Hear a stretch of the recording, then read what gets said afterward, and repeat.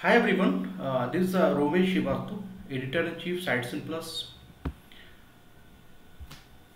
Actually, the sexual harassment considered as the sex discrimination at the workplaces.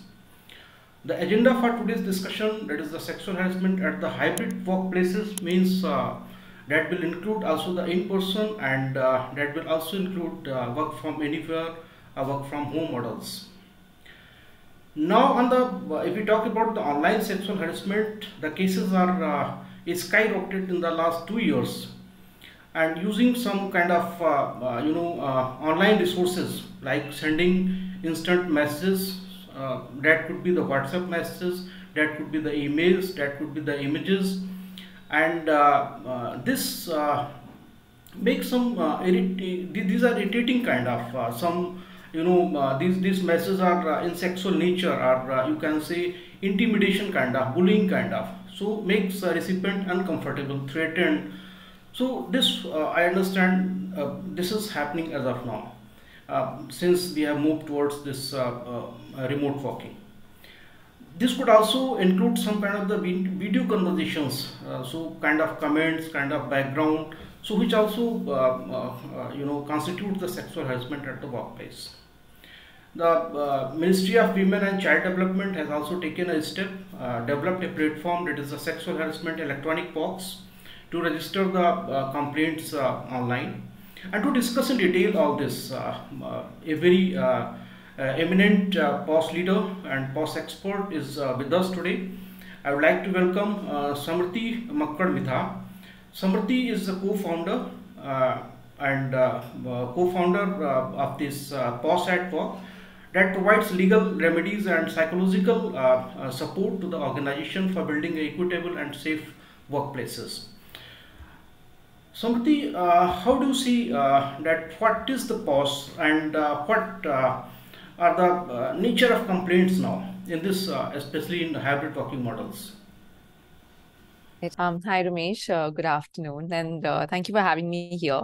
And I think it's a very pertinent topic of discussion. Even though the legislation was passed back in 2013, we've really seen the law evolve in the last so many years, and especially during pandemic time and post-pandemic, where the nature of working had really changed, with the employees having to work from home and now having to come back to physical workspaces as well. For some of them, it's hybrid model, like you said, where some of them are working from home, and they do have the flexibility to come into work, say maybe once a week, or even vice versa, where they need to be coming to office every day, or maybe 3 to 4 times a week as well, right?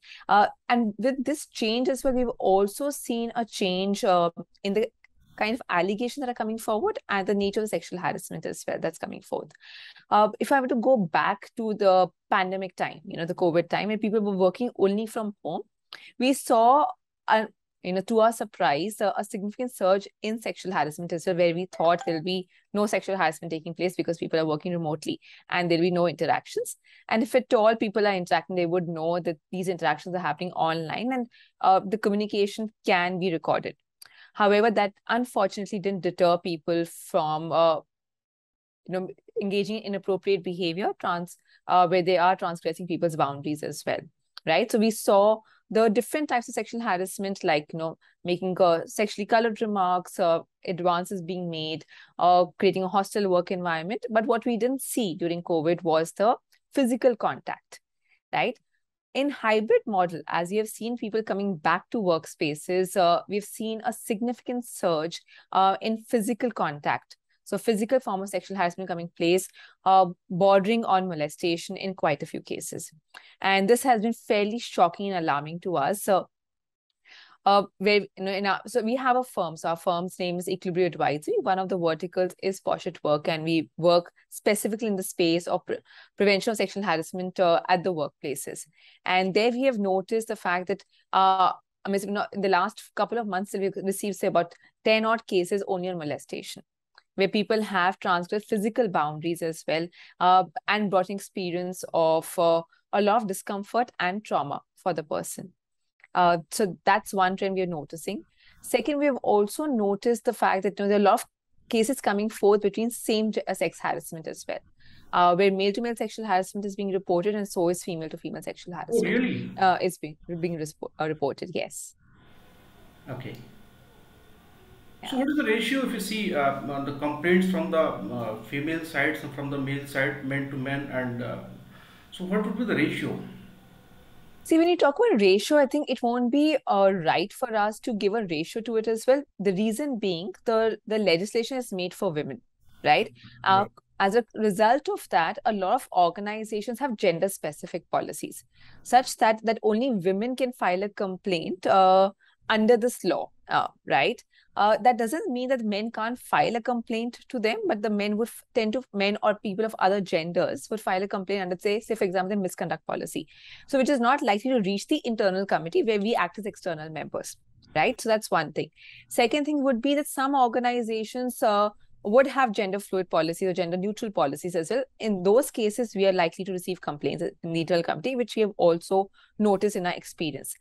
Third aspect we need to keep in mind is the fact that if you look at by and large in a society, that women coming out and talking about their experience of harassment is still acceptable, right? But for men to come forth and talk about their experience of harassment, it's not taken very well. No, they're often faced with comments like, "Oh, I'm sure you would have enjoyed it," or "Be a man enough," Right. right? "I'm sure you're liking it," and Right. can a woman really overpower you? And these kind of comments makes it a lot more difficult for men to come forth and talk about it as well. So when you talk about the ratio as well, I would want to just preserve my comments to that, because I don't think it will be a fair representation of what men experience, because the society does not allow for the safe space for men to come forth and talk about their experience of violation, and also if it's being done by a woman or by a man as well. Also work with a lot of organizations who are also creating space for LGBTQ plus folks to also come into the workspaces. No? We also do a lot of that work under inclusion at work vertical. And then there's again a vulnerable population, right? There's again a marginalized community in the workspaces as well, which are again vulnerable to experiencing sexual harassment. But again, they may not find that voice in workspaces, and the policies again across organizations may not give them the redressal mechanism to come forth to the internal committee as well. Right. So, what are the trainings which can help to the organizations, especially the training what you provide to the employees and the management, so that they can have a safe atmosphere in an organization and they can prevent from such incidents? Under the law as well, all organizations which have more than 10 employees need to organize these training sessions every year, right? For employees, for the managers, for internal committee, for the management as well. So as part of the conversation, it's very important to deconstruct sexual harassment as well for the employees, because often people don't understand that sexual harassment does not always have to be physical in nature. Trying to connect two people, of making having gossip around some people as well, which is of sexual in nature, sending images or even forwarding videos which has sexual content would fall under sexual harassment as well, right? So people's understanding on sexual harassment is not there as much. So to really have that conversation in those sessions about sexual harassment could be physical, verbal, non-verbal, visual in nature as well. That's one aspect. Second, again, I think where we need to expand the understanding is the definition of the employee. So under the law, the employee would be any person who is working with the organization, any capacity, whether or not they have a contract or they're being paid any remuneration or not. So even like volunteers, interns, contract workers, all fall under the definition of the employee. So they would need to also then have that understanding that if they are experiencing any inappropriate behavior of which is sexual in nature, they can file a complaint with the organization. Third aspect would be to even talk about the workplace, because another trend that we've noticed right now, post things opening up and employees working from the organization, that there are also a lot of office parties taking place. People are also going out for get-togethers, could be even informal gatherings. And if transgressions are taking place in these contexts, that would also come under the ambit of workplace. So workplace is not only defined by brick and mortar places and your work timings, but even any interaction outside work hours, also within a person with whom you're engaging in, or you share a working relationship, will come under the workplace definition. So I think really talking about these three aspects through a sensitization session becomes very important. And lastly, what will be important is to how do we prevent sexual harassment? Because to really have conversations around boundaries, consent becomes very, very important, right? Because in our culture, just to seek consent is not something that is done, especially in a patriarchal society as well, right? It just means that, you know, if people have a difficulty, they can always come out and say no to it. But have you really created space for people to say no?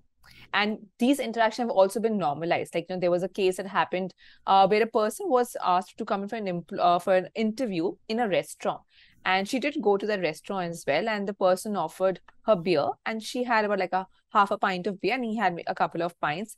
Post that, you know, there was, he engaged in a behavior which was fairly inappropriate of sexual nature, due to which she had to file a complaint of sexual harassment with the committee. And the IC asked that, you know, it was an interview, that what made you to go to a restaurant for an interview and also have beer?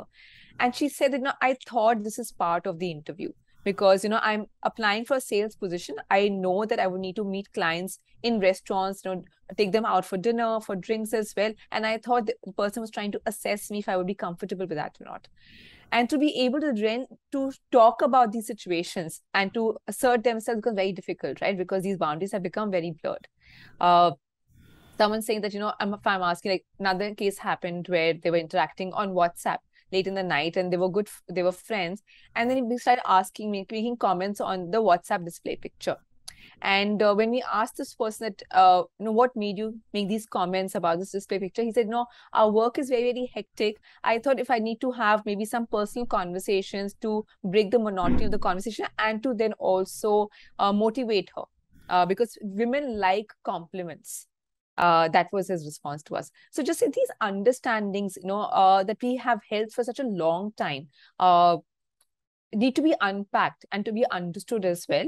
And then we also aim to bring in these conversations in our sessions, right? That you need to seek consent, that what is, you know, okay for one person may not be okay for the other person. Some people may like compliments. Yes, you're right. But there are also other people who may not like it as well. So then how do you assert that? Because under this law, impact supersede intent. So if I'm not okay and the other person is okay, it's because it's not okay for me, this will fall under sexual harassment. Right, right. So every organization under this POSH, they must have the ICC committee. So how this works, and if anyone is going to file the case here, then how much time it takes to come out the final, some conclusion from there? Under the law, every organization which has 10 employees need to have an internal committee, right? So yes, the law said it was internal complaints committee. Now the language has changed to internal committee. There was an amendment that had come in. Now this also says 10 employees. Doesn't say 10 women employees or male employees, right? So it needs to be 10 employees. We need to, yeah, because a lot of times when the organization come up and say, oh, no, but we have no women working with us. Do we really need to constitute internal committee? And the answer is yes. Because again, like I said, the definition of employee in workplace is fairly wide here. So there's a possibility that even if you have only male employees, they could be interacting with women stakeholders also outside the organization. So they need to have an internal committee. And also the composition of the internal committee has been clearly defined under the law, where you need to have minimum of 4 people. The committee has to be chaired by a senior woman employee who is known as a presiding officer.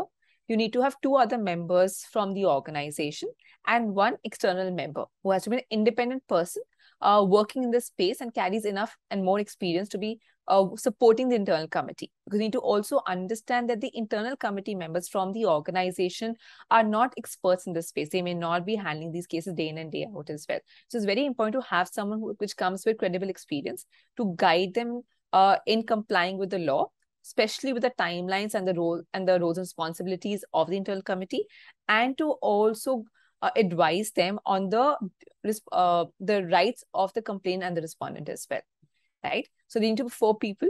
When you're conducting any kind of inquiry, a quorum of 3 is mandatory, with presiding officer's presence being mandatory, and more than 50% of the composition has to be of women. With regards to timelines that you asked, that the entire process has to be completed within 90 days.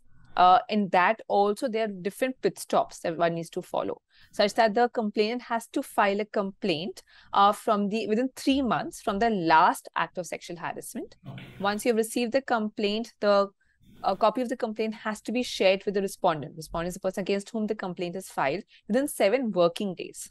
Then the respondent has to respond to the complaint in writing within 10 working days. And then the IC has to carry out the process either through conciliation or inquiry. The 90-day period starts from the time the complaint has been received by the internal committee. Okay. So it's very important. And then the recommendation inquiry report has to be given within 10 days from the time inquiry has been completed. Samriti, what are the mandatory, compliances for the organizations they need to follow? The basic ones to start off with, to have a policy, right? You need to have a draft a policy of prevention of sexual harassment in the organization and disseminate the policy as well.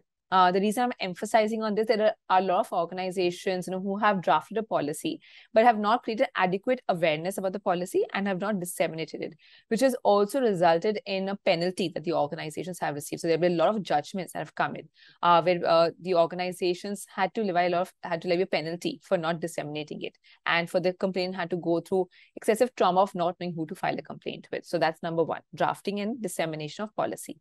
Second is to constitute an internal committee, like we discussed right now, as per the constitution given under the law, right?